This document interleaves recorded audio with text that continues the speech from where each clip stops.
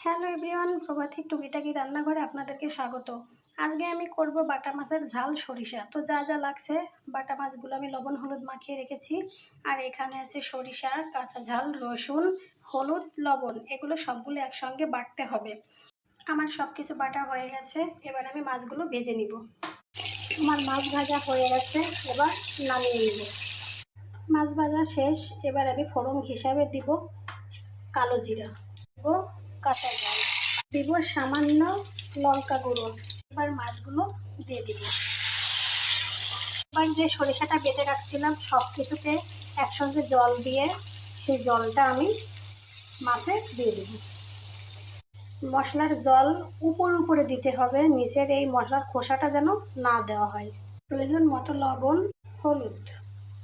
প্রায় নামানোর মতন হয়ে গেছে। এবার নামানোর আগে আমি সামান্য একটু সরিষার তেল